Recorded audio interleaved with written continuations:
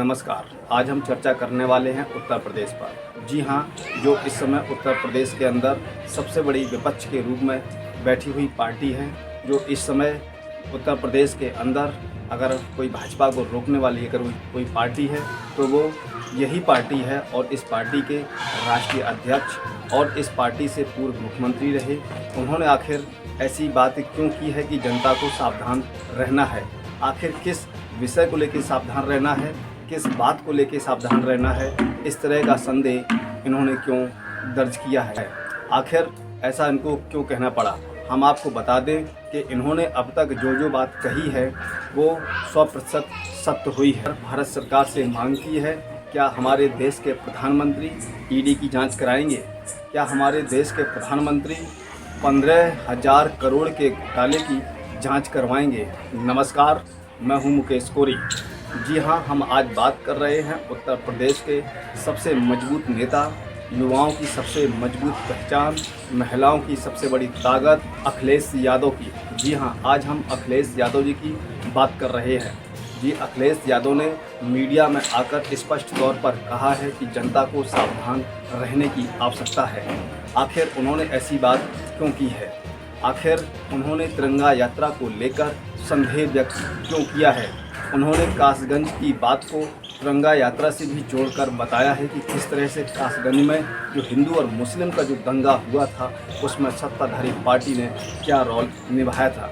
जैसा कि आप देख रहे हैं, समाजवादी पार्टी के राष्ट्रीय अध्यक्ष और उत्तर प्रदेश के पूर्व मुख्यमंत्री अखिलेश यादव मीडिया के सामने बयान दे रहे हैं। हम आपको ये सुनवाएंगे, बस आप हमारे साथ खबर के अंत तक बने रहें। जी हाँ, आखिर तिरंगा यात्रा को लेकर समाजवादी पार्टी के राष्ट्रीय अध्यक्ष अखिलेश यादव जी ने क्यों कहा है कि सावधान रहें, नहीं तो तिरंगा यात्रा के सहारे दंगा भी करवा सकती है सत्ताधारी पार्टी। जी हाँ, सीधे सीधे उन्होंने उत्तर प्रदेश के सीएम योगी आदित्यनाथ और केंद्र के पीएम नरेंद्र मोदी पर निशाना साधा है। जिस तरह से आप देख रहे हैं कि आज पूरे भारत के अंदर हर घर तिरंगा अभियान चल रहा है। हर घर तिरंगा अभियान कोई नया नहीं है। जब से हमारा देश आज़ाद हुआ है तब से तिरंगा पहचान में आया है। वो देश के लिए गर्व की बात है और तिरंगा का अभिमान हर भारतीयों को आज से नहीं है, जब से वो लागू हुआ है तब से उसका अभिमान है। लेकिन भारत सरकार यहाँ पर अपनी कई कमजोरियों को छिपाने के लिए 2024 के लक्ष्य को पाने के लिए हर घर तिरंगा का सहारा ले रही है। लेकिन यहाँ पर अखिलेश यादव जी ने एक बात और कही है कि जो पार्टी हर घर तिरंगा अभियान चला रही है और जो पार्टी के मुखिया आज जो देश के प्रधानमंत्री हैं, वो जिस घर से निकलकर आए हैं आज तक उस घर ने तिरंगा को नहीं अपनाया।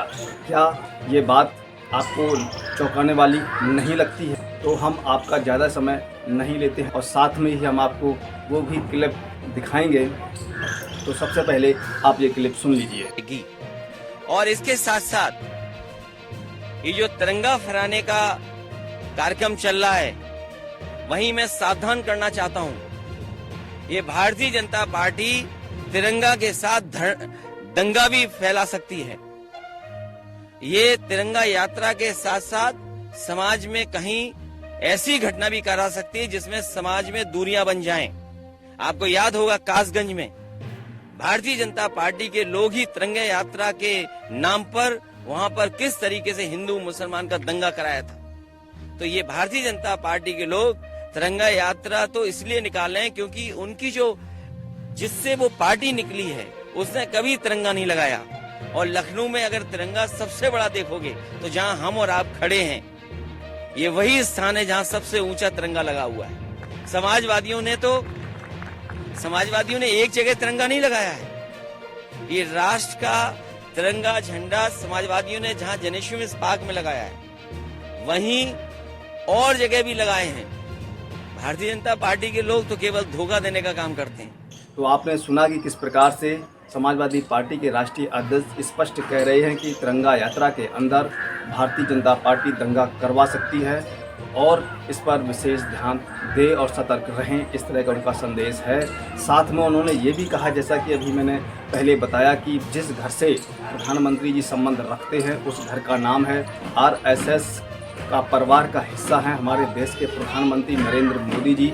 लेकिन आरएसएस आज तक उसने राष्ट्रीय ध्वज को अपना ध्वज नहीं स्वीकारा है और उनके कार्यालय पर अभी तक राष्ट्रीय ध्वज नहीं लगा है, जिसका आप कई सारे वायरल ट्वीट देख सकते हैं और मांग कर रहे हैं प्रधानमंत्री जी से कि आप डीपी बदलने की बात कर रहे हो, लेकिन जिस घर से आप आए हो उस घर ने अभी तक ना तो अपनी डीपी चेंज की है, ना ही उन्होंने अभी तक अपना तिरंगा को अपनाया है। तो इस तरह से यहाँ पर अखिलेश यादव जी ने अपनी बात को रखा है और उस बात को जनता भी समझती है।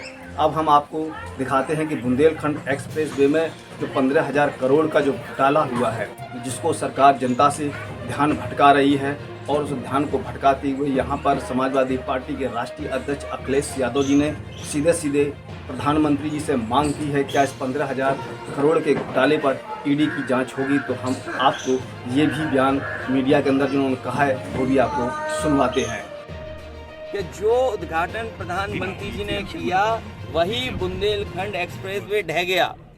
क्या बुंदेलखंड एक्सप्रेसवे की ईडी जांच होगी? क्या सीबीआई जांच होगी?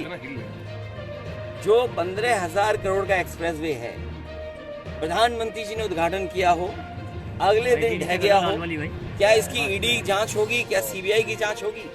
तो आपने सुना यहाँ किस तरह से वो ईडी की मांग कर रहे हैं प्रधानमंत्री जी से। पूरा देश भी चाहता है कि 15,000 करोड़ के घोटाले की जांच होनी चाहिए, और जिस तरह से हर घर तिरंगा अभियान जो भारतीय जनता पार्टी निकाल रही है और जो अखिलेश यादव जी ने जो संदेह व्यक्त किया है, उस पर भी भारतीय जनता पार्टी को आगे आकर अपना स्पष्टीकरण देना चाहिए। लेकिन अभी तक जितनी भी बातें अखिलेश यादव जी ने मंच के माध्यम से कही हैं, समाज के प्रति कही हैं, वो सभी की सभी बातें भारतीय जनता पार्टी के खिलाफ सत्य साबित हुई हैं।